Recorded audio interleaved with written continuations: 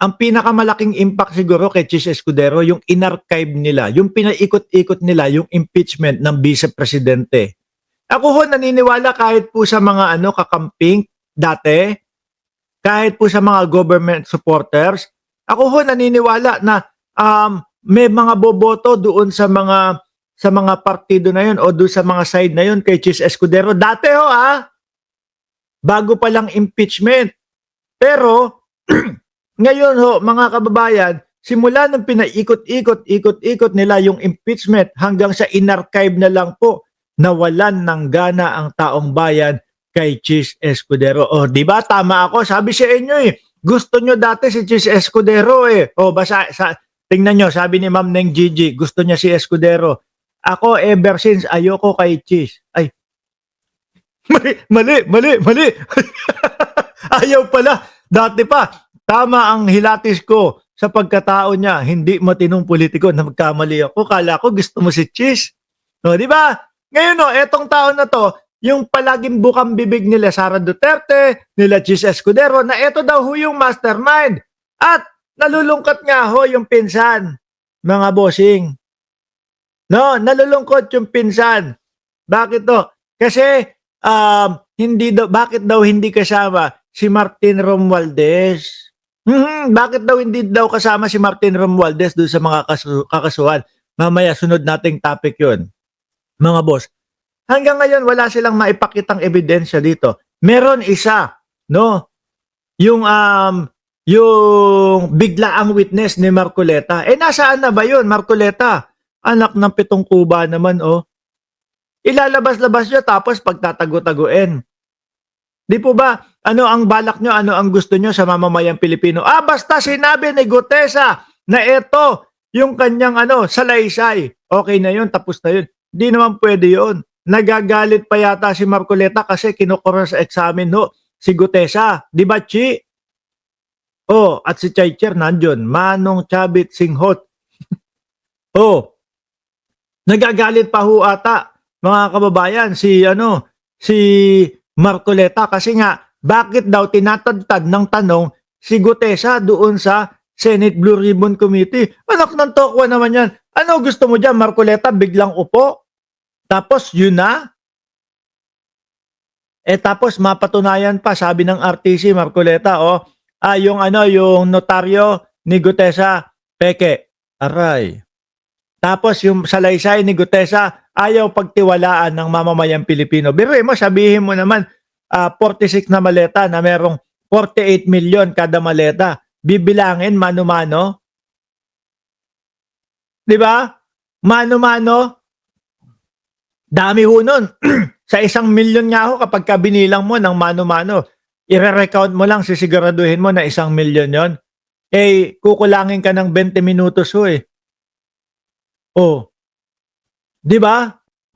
So, yung taong bayan, hindi ho naniniwala sa kanila.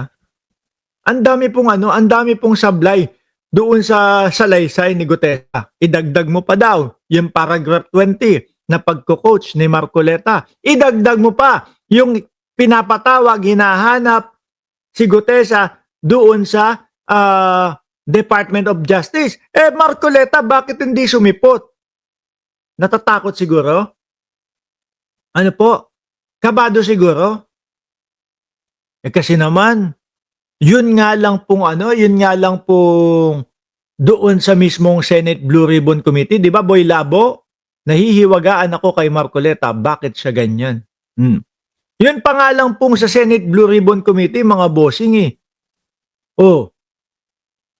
hirap na, babasahin na lang yung script. Hirap na hirap pa po. Yun pa kaya na pumunta ka doon sa DOJ nang hindi mo kasama si Marcoleta. Paano na yung coach? Paano na yung magsasabi sa iyo, magpapaalala sa iyo na wag ka kasing magmadali. Nalampasan mo tuloy yung paragraph 20.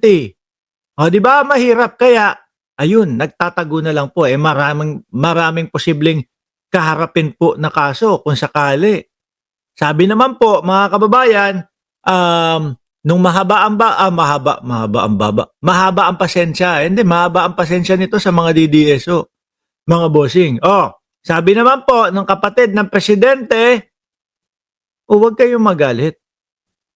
No, sasabihin nyo, Mark, hindi kapatid ng presidente yan. Iba ang hilat siya ng muka. Grabe naman kayo.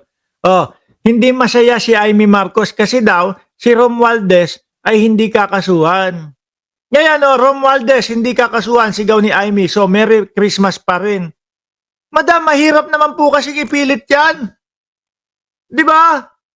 Ano gagawin nyo? Kengko yan, yung ating bansa. Kasuhan si Martin Romualdez. Ano ikakaso? Bahala ka na dyan. Bahala ka sa buhay mo.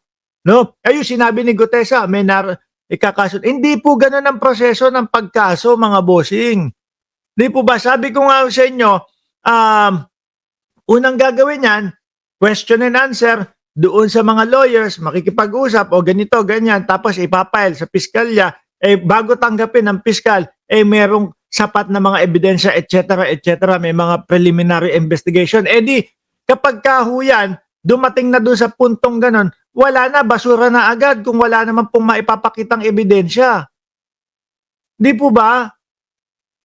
Ay, may para ka namang hindi siya senador dati pa?